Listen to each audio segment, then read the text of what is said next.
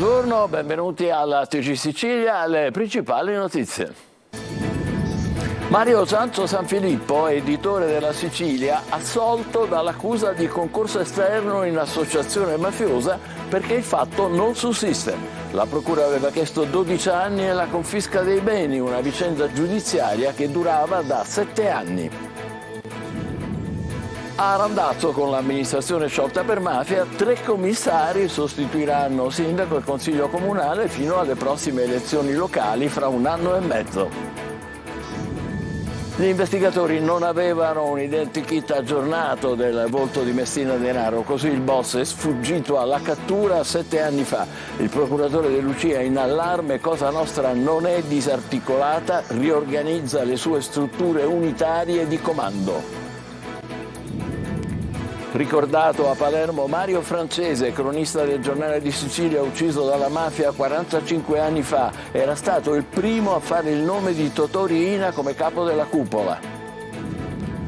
Migrante tunisino morto annegato in un naufragio davanti alla costa di Torre Salsa Siculiana, nell'Agrigentino. Una sessantina gli altri rifugiati approdati e rintracciati dai carabinieri.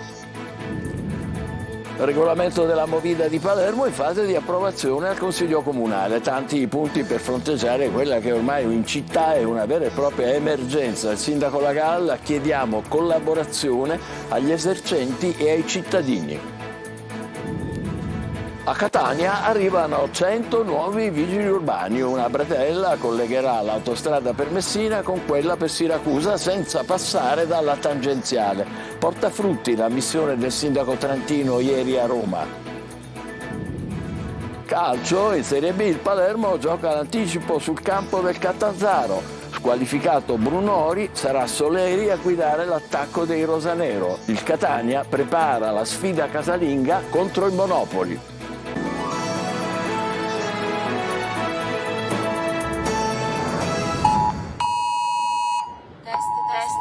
Questo è un messaggio di test. Ore 12, certamente anche il vostro telefono avrà squillato insistentemente. È tornato IT Alert, il sistema di allarme via SMS della Protezione Civile per allertare la popolazione in caso di calamità naturali.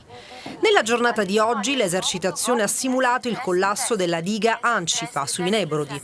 Oltre all'avviso sonoro, diverso da quello delle notifiche, è apparso anche un messaggio con un testo in italiano e in inglese che specificava il pericolo in corso. L'allarme andrà secondo i canali tradizionali alle strutture di protezione civile, quindi a tutti i sindaci, alle province, alle forze dell'ordine, alla prefettura.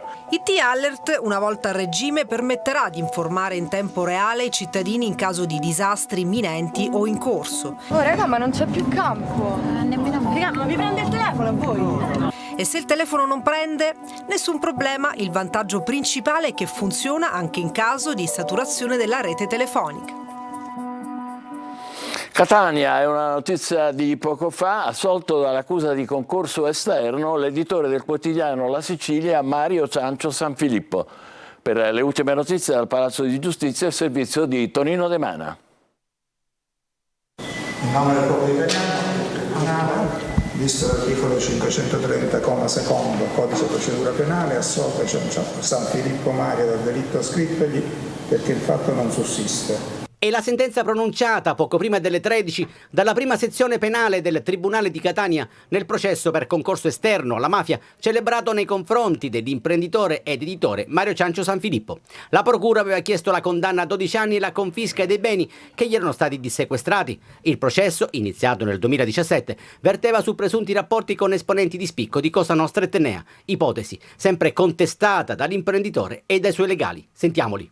È un abbraccio che ho voluto scambiare con il collega e posso dire carissimo amico Francesco Colotti, con cui abbiamo condiviso questa avventura, un'avventura durata quasi 7 anni e in esito alla quale possiamo dire che la verità ha trionfato. Il Tribunale ha messo la parola fine a una brutta vicenda nella quale certamente una persona di grande spicco e di grande rilevanza a Catania è stata particolarmente coinvolta. È una delle sentenze più belle da un punto di vista professionale, la commozione è dovuta al risultato certamente, ma anche al pensiero che con questo dispositivo viene restituita dignità a Mario Ciancio Sanfilippo, e questo, diciamo, è l'obiettivo più importante. Un nostro breve commento, se lo permetterete. Non avevamo dubbi che arrivasse la sentenza di assoluzione per l'editore e amico Mario Ciancio. Sentirlo pronunciare dal Tribunale di Catania ci dà soddisfazione e gioia. Lasciateci esprimere le felicitazioni a tutta la famiglia Ciancio a nome di tutti noi di Antenna Sicilia e Telecolor. Al comune di Randazzo arrivano i commissari prefettizi. Il prefetto di Catania, su delega del ministro dell'Interno Piantedosi, ha sciolto il comune per infiltrazioni mafiose. Adelaide Barbagallo. La notizia per alcuni è piombata come una doccia fredda, per altri costituisce la logica conseguenza dell'ispezione avviata lo scorso marzo per volontà del prefetto di Catania. Il comune di Randazzo è stato sciolto per mafia. La decisione del Consiglio dei Ministri. Il sindaco Francesco Sgroi affida a Facebook il suo sfogo. È un atto che infanga il buon nome e la reputazione di un comune, di una comunità che non è mafiosa. Attendo di conoscere in dettaglio le motivazioni. Tutto è nato dall'operazione Terra Bruciata dell'ottobre 2022 con 21 persone accusate di mafia ed estorsione, durante la quale sono emersi coinvolgimenti del sindaco Francesco Sgroi e del presidente del Consiglio Comunale Carmelo Scalisi, accusati per scambio politico mafioso. Accuse poi per entrambi archiviate per infondatezza della notizia di reato. Da qui, nei mesi scorsi, l'atteggiamento fiducioso del primo cittadino. Ma la Commissione ha esaminato atti, delibere, ascoltato dipendenti e amministratori. Un lavoro svolto con il massimo riservo e che ha accertato forme di ingerenza da parte della criminalità organizzata che compromettono il buon andamento e l'imparzialità dell'amministrazione locale, con grave pregiudizio dell'ordine e della sicurezza pubblica. Così il prefetto Maria Carmela Librizzi, su delega del ministro dell'Interno Piantedosi, ha firmato lo scioglimento dell'amministrazione comunale. A Randazzo arriveranno 3 commissari prefettizi che assumeranno temporaneamente le funzioni del Consiglio Comunale sciolto e della Giunta fino alla convocazione di nuove elezioni tra 18 mesi. Nel frattempo, le indagini delle forze dell'ordine e della magistratura proseguiranno, con l'obiettivo di fare piena luce su eventuali responsabilità penali.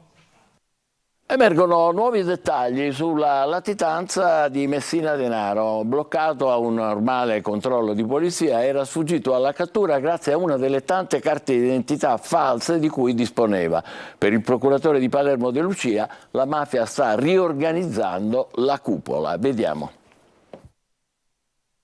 Era sicuro Matteo Messina Denaro che, rimanendo nel trapanese, nessuno lo avrebbe mai tradito e quindi nessuno lo avrebbe mai trovato. La prova è il fatto che per 30 anni ha vissuto in modo spregiudicato la sua vita da latitante, beffandosi di quanti lo hanno cercato notte e giorno nel triangolo d'oro della provincia, quel Belice impoverito che è rimasto a fianco del boss. Ma non solo, viveva a Campobello da 4-5 anni e questo nonostante questo paese e la vicina Castelvetrano fossero oggetto di continui blitz delle forze dell'ordine. Ora si apprende che Messina Denaro fu fermato in un posto di blocco ma non fu riconosciuto. È stato attraverso una serie di controlli incrociati che è venuta fuori quest'ultima verità sulla latitanza del boss. Tra le carte sequestrate nel covo di Vicolo San Nicola a Campobello di Mazara, gli investigatori che indagano alla ricerca dei fiancheggiatori che hanno favorito la latitanza del boss hanno rinvenuto numerose carte d'identità false. Tra queste è spuntata fuori anche quella che 7 anni fa i carabinieri controllarono nel corso di un posto di blocco nel Trapanese. I militari in servizio non riconobbero però la loro latitante.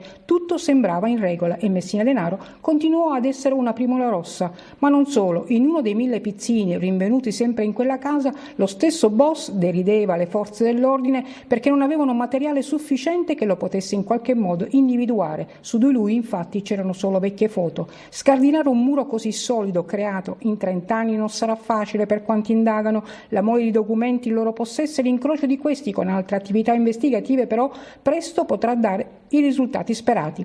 L'altro fronte di indagine riguarda le famiglie mafiose della provincia. Morto Messina Denaro, non è escluso che già si siano o stiano organizzandosi per la creazione di una nuova cupola con un nuovo capo. Qui la mafia nel tempo ha sempre saputo rigenerarsi.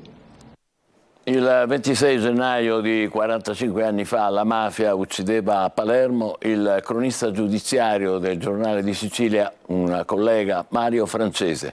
Il figlio Giulio dice: il buon giornalismo è necessario a questa società. Giusy Lazzara. Giornalista appassionato e meticoloso, capace di svelare gli intrecci criminali che toccavano la Sicilia negli anni 70. Il 26 gennaio di 45 anni fa la mafia uccideva a Palermo il cronista giudiziario del Giornale di Sicilia Mario Francese. In questo anniversario il ricordo della sua figura è l'occasione per ribadire il ruolo della libera informazione nella ricerca della verità e della giustizia per una società che abbia al centro i valori della libertà. Per il suo omicidio sono stati condannati Rina, Bagarella e Provenzano. La cerimonia di oggi si è tenuta in Viale Campania, dove scattò l'agguato di Cosa Nostra. Ad organizzarla è stata l'Associazione Siciliana della Stampa e Giulio Francese, anche lui giornalista, che ha ricordato l'impegno professionale e civile del padre. Mio padre rappresenta un modello, ma anche un mondo di valori. Ci fa capire che il buon giornalismo è necessario a questa società e nonostante il mondo sia cambiato e con esso il giornalismo, per fare buon giornalismo le vecchie regole sono sempre valide. Il prefetto di Palermo Massimo Mariani ricorda ai giornalisti che pagano sempre un prezzo altissimo per il solo fatto di fare il proprio mestiere, quello di informare, che non fa comodo a certi poteri.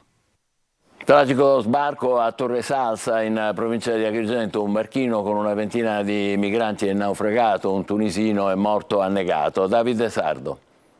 A Siculiana, a Torre Salsa, nottetempo sono sbarcati alcuni migranti che hanno eluso i controlli in mare. È stato un cosiddetto sbarco fantasma, non ricorrente da tempo lungo la costa agrigentina. Forse la barca utilizzata per la traversata si è capovolta a riva, provocando degli incidenti. Infatti, intorno alle ore 5 del mattino è stato recuperato un cadavere. Al cimitero di Siculiana il dottor Claudio Lombardo ha effettuato una prima ispezione cadaverica. Purtroppo è un tunisino di 49 anni ed è morto affogato in maniera certa. Aveva molti vestiti addosso che ha cercato di disfarsene, ma l'acqua fredda e la notte lo hanno travolto ed è morto. Nel frattempo 5 migranti sono stati intercettati dopo l'alba a piedi. Carabinieri e polizia hanno arrestato uno dei 5 perché, già espulso, è rientrato illegalmente in Italia. Hanno raccontato che sulla barca hanno viaggiato una ventina di persone. A Palermo è finalmente in arrivo il nuovo regolamento della Movida, tanti provvedimenti previsti per fronteggiare quella che ormai in città è una vera e propria emergenza. Marco Gullà.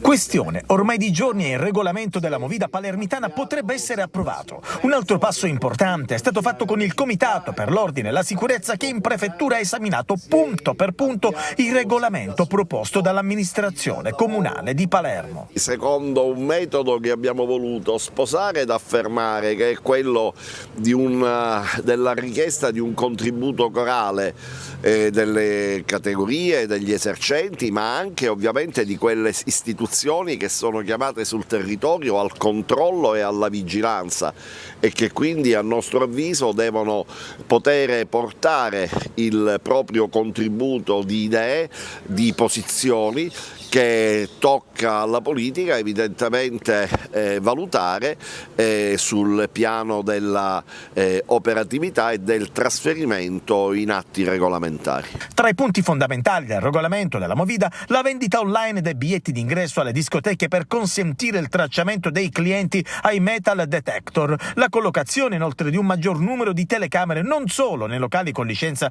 di pubblico spettacolo ma anche nei pub e negli esercizi di somministrazione con intrattenimento. Oggi inoltre l'associazione che domenica scorsa ha raccolto oltre 500 firme per chiedere maggiore sicurezza in città le consegnerà al sindaco La Galla dopo la mediazione dell'arcivescovo Corrado Lorefice. Ma la Movida legata anche ad alcol e droghe e proprio sull'emergenza crack in città questa mattina è stato inaugurato in Via La Loggia il primo centro di pronta accoglienza per tossicodipendenti.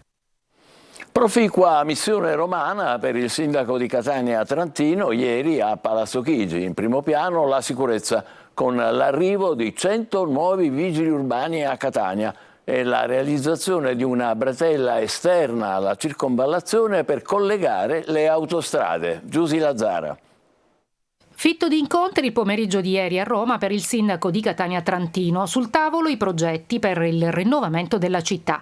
In primo piano il passo decisivo per chiudere l'iter di risanamento del bilancio comunale, le procedure di dissesto che in questi mesi hanno stoppato l'avvio di nuovi cantieri.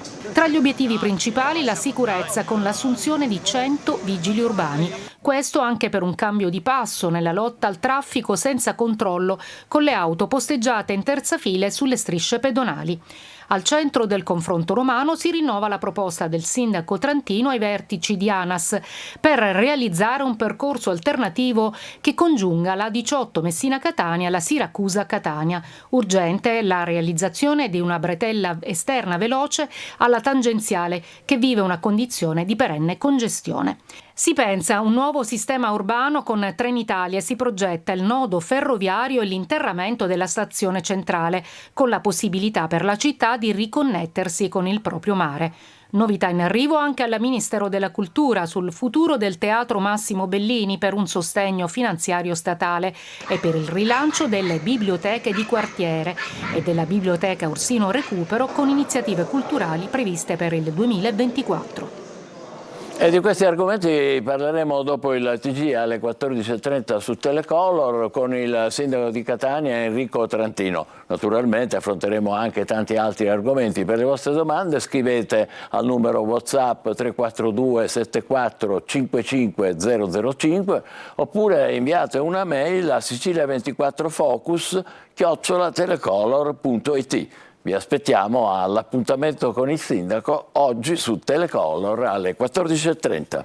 A Messina si susseguono senza tregua le spaccate della vetrina, prese di mira gioiellerie, negozi. L'allarme dura da tempo, ma il ladro vandalo, ormai soprannominato lo spaccavetrine, non è stato ancora catturato. Francesco Triolo.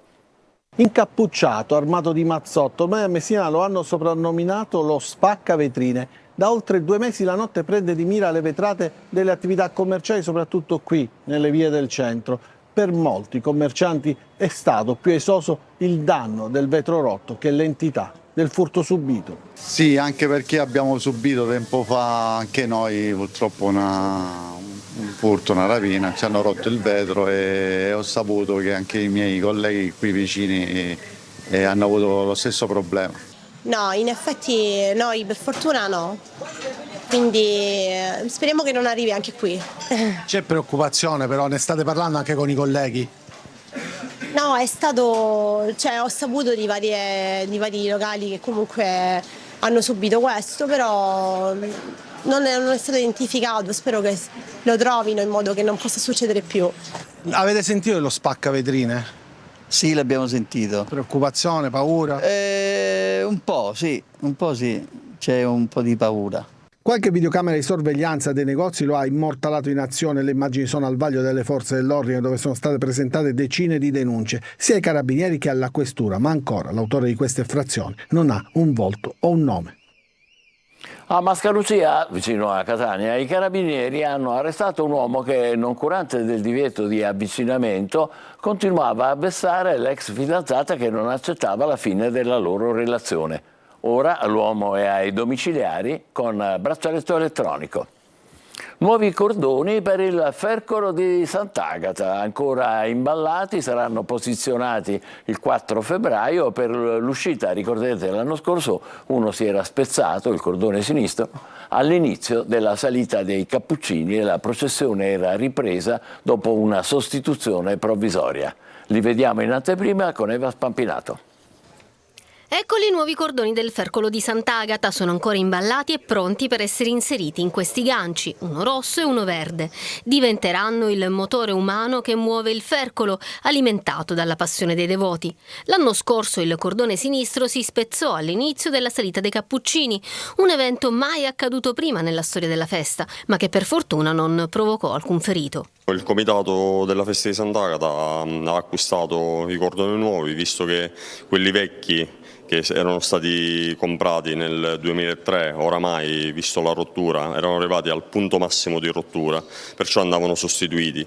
Quindi hanno acquistato i nuovi cordoni e quelli sono stati ripiombati, risistemati e li teniamo di riserva. I cordoni, considerati sacri dai devoti, sono composti da un intreccio di canapa dal diametro di circa 5 cm.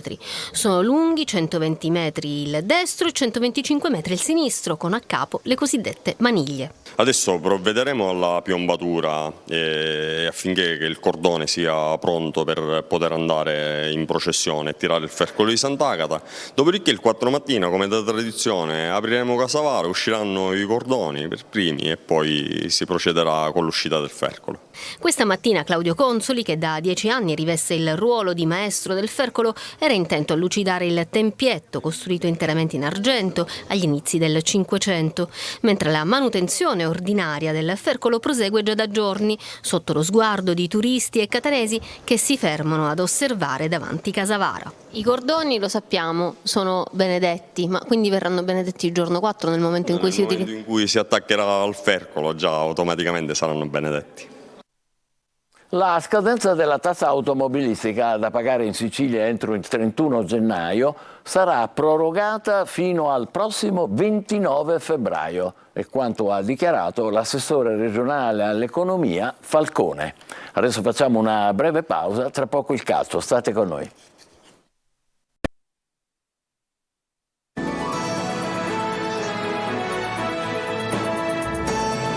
Eccoci noi insieme con il calcio, stasera Palermo in campo a Catanzaro, Corini dovrà fare a meno del bomber Brunori che è squalificato, al suo posto Soleri. Marco Gullà. Continuità è la parola che il Palermo ha scalfito nel suo telaio, sì, perché la continuità passa anche dalla partita di stasera a Catanzaro, sfida che definire insidiosa è un eufemismo, ma quale in B non lo è. La vittoria contro il Modena ha ridato vigore al Palermo, che questa sera sarà privo del suo bomber Matteo Brunori, centro dell'attacco che sarà affidato a Soleri, supportato poi da Insigne e Di Francesco. Avete visto, è entrato e ha fatto veramente qualcosa di molto importante, come per me l'ha fatto Mancuso, e di conseguenza sono contento di avere un reparto di attaccanti che mi permette, nell'assenza del nostro capitano, comunque di avere un reparto di qualità. Io penso, e vi ho detto spesso, che questa squadra ha fatto le cose migliori quando ha potuto scendere in campo con un'idea iniziale di come è stata costruita, e questo per me è fondamentale, sapendo di avere delle risorse, sapendo di avere delle letture. Pochi dubbi per il resto, in porta c'è Piacelli, mentre a destra è confermato Graves, sempre più a suo agio sulla fascia. La coppia centrale sarà composta da Nedel Ciauro e Ceccaroni, mentre sulla sinistra spazio ancora a Liond. A centrocampo probabile il debutto dal primo minuto di Ranocchia, al centro c'è Gomez, mentre sul centro-sinistra è intoccabile Segre. Start alle 20:30 al Ceravolo. Chiusa la parentesi Coppa Italia con la sconfitta nella semifinale d'andata, il Catania pensa al campionato. Domenica sera arriva il Monopoli e intanto si continua a lavorare sotto traccia sul mercato. Francesco Triolo. La sconfitta di Rimini da archiviare subito, recuperare le energie e buttarsi nel campionato per ritrovare fiducia e certezze. Il Catania già nel mirino, il Monopoli in una sfida, quella di domenica sera, che la vedrà opposta ad una squadra che ha necessità di punti per togliersi dalla zona bassa della classifica. Se qualcuno pensa che i pugliesi possano lasciare spazio o concedere qualcosa facilmente, insomma, si sbaglia di grosso, e allora servirà il Catania migliore, col piglio da grande, quell'atteggiamento che Lucarelli sta cercando di costruire. Peraltro è diventato il nuovo centro del gioco, a prescindere da chi lo sostiene da dietro. Zanellato, Quaini piuttosto che Welbeck. L'ex livornese e Chiricò, uno degli oggetti del desiderio di tante società, possono rappresentare iniezioni di fantasia, e si è visto anche in Coppa. Il mercato ancora può cambiare assetti, ma non di molto. Il Catania ha chiuso per Teglio De Benevento, ma prima deve far uscire qualcuno, come l'esterno offensivo Marsura, i centrocampisti Ladinetti e Rizzo, il difensore Mazzotta, il jolly di centrocampo Rocca, che però ha detto no al Benevento, oltre a Bocic. Ecco, su Bocic si sta costruendo l'operazione di mercato per portare Artistico in rosso-azzurro. L'offerta del Catania è Bocic più soldi, ma la Virtus chiede una cifra vicina al €1.000.000, oltre Bocic, e la possibilità di tenere Artistico sino alla fine della stagione. Si sta lavorando. Le attenzioni inoltre sono rivolte verso Kevin Averi, 21enne, albanese dell'Ascoli, il cui cartellino è di proprietà del Torino. Ci fermiamo qui, appuntamento alle 20, grazie per essere stati con noi, buon pomeriggio.